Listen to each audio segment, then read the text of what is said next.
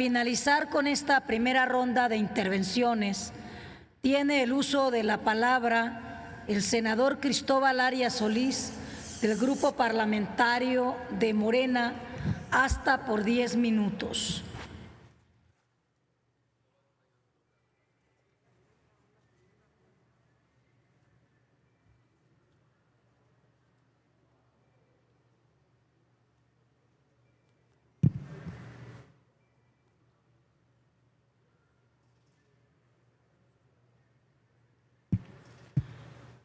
Ciudadanas, senadoras, todas integrantes de nuestra mesa directiva del Senado de la República. Me es muy grato tener el alto honor de venir a esta tribuna en nombre de la mayoría parlamentaria de mi grupo, del Partido del Movimiento de Regeneración Nacional, para hacer el análisis que desde el punto de vista de quienes representamos a la mayoría de los estados de la República sobre el segundo informe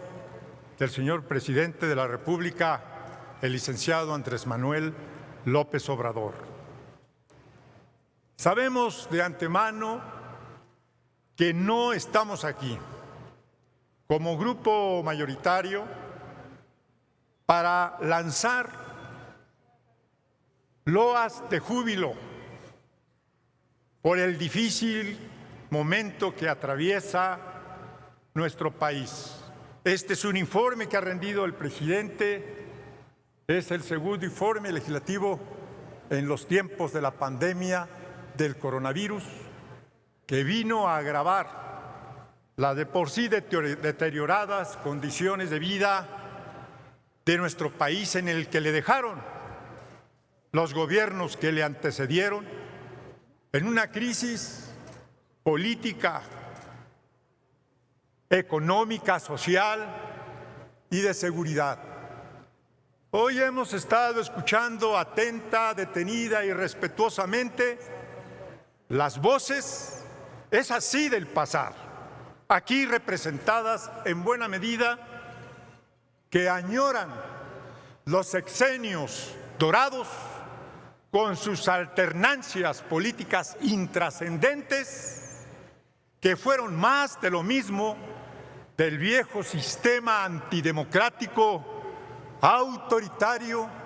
corrupto y de impunidad, que vienen aquí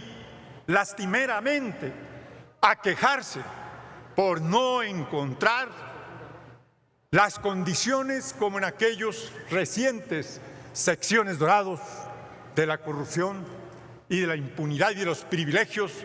que les caracterizaron. Porque no acaban de asumir a 2 años de distancia del proceso político electoral, producto de un gran movimiento sociopolítico del pueblo de México, que sepultó al régimen dominante con sus aliados y sus satélites políticos y electorales. La política interior en este año, como en el anterior, del gobierno del presidente de la República, Andrés Manuel López Obrador, se ciñe al marco constitucional, mantiene el respeto y la relación que marca el federalismo del que forman parte de los estados que aquí estamos representando. Hay un respeto y una mutua colaboración entre el Ejecutivo Federal y los otros 2 poderes de la Unión, el legislativo del que formamos parte y el judicial, y hemos venido trabajando, aún con nuestras diferencias de partido, de ideología y de programa, en un marco que nos permite y nos ha permitido lograr consensos, lograr acuerdos para reformas constitucionales trascendentales para la vida de nuestro país. Eso es política interior, no avasallar ni subordinar a los poderes de los estados. Y dentro de ese marco legal de conducción también de la política interior ha existido una relación de respeto con los niveles de los poderes locales. Que un grupo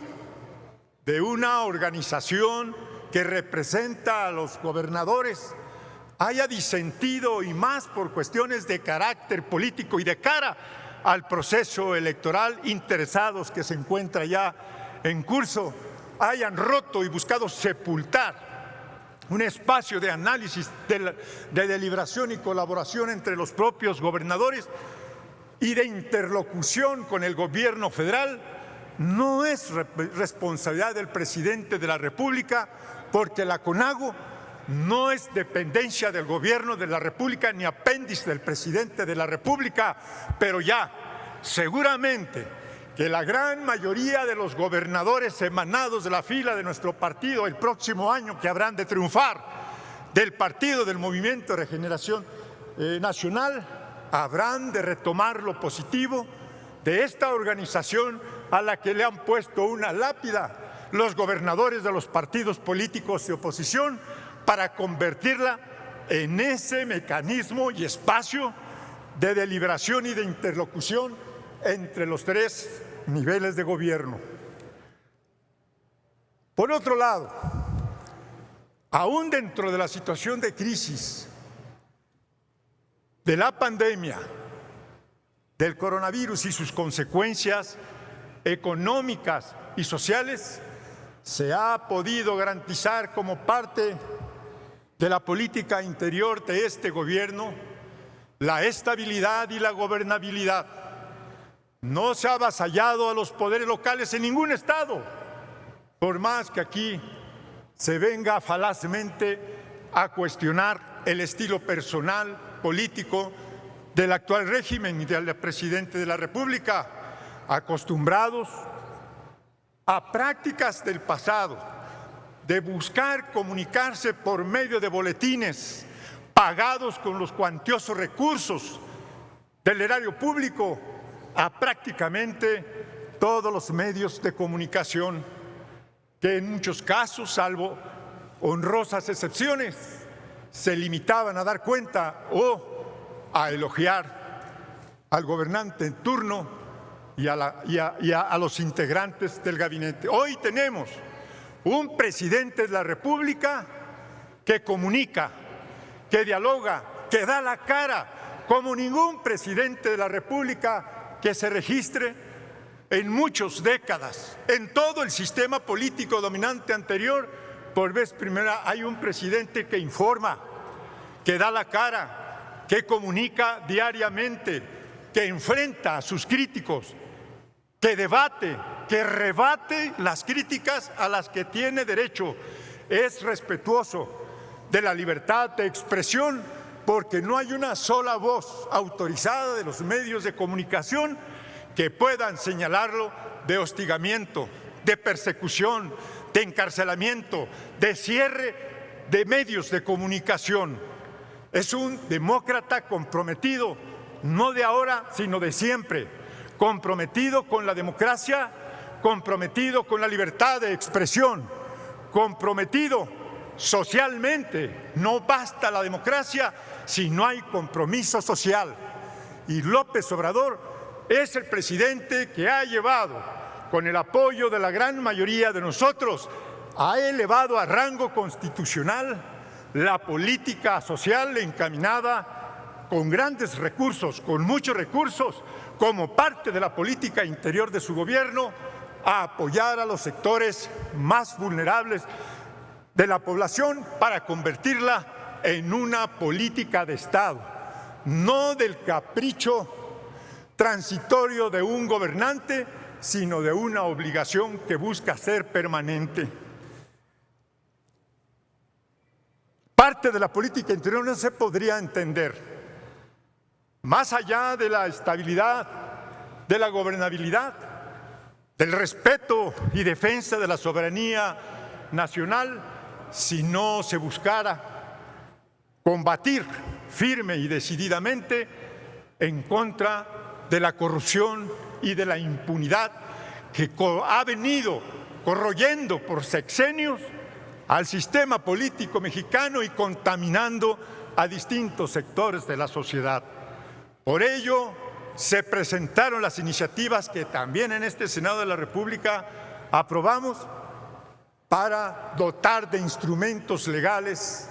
no únicamente al Ejecutivo en materia de reformas constitucional para la seguridad pública, que cabe decir que la seguridad pública, como lo marca la Constitución en su artículo 21 constitucional,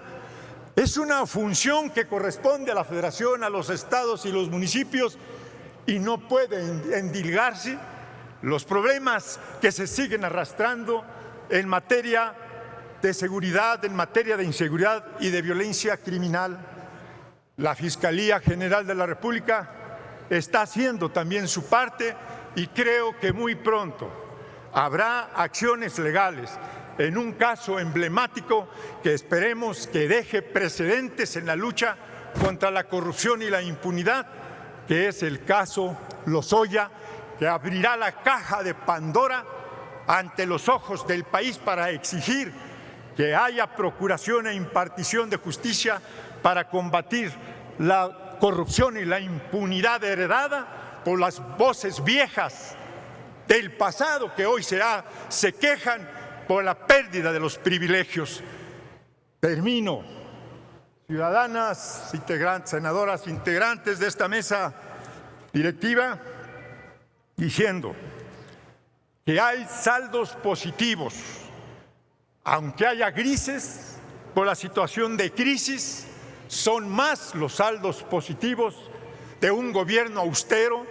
republicano, de un patriota como el presidente Andrés Manuel López Obrador, que está al servicio de la mayoría del pueblo de México en este segundo informe.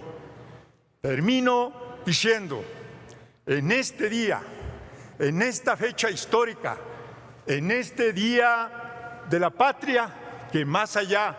de nuestras diferencias naturales como personas, como grupo, como partido, que más allá de nuestras diferencias ideológicas, de creencias o no creencias, sin embargo, hay algo que considero que debe de persistir muy por encima de esas diferencias, una mínima coincidencia,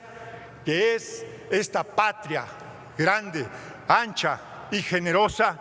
y que conmemoramos esta fecha histórica, este 15 de septiembre. Por eso digo y exclamo, ¡viva México! ¡Viva México! ¡Viva México! Muchas gracias. Gracias, senador.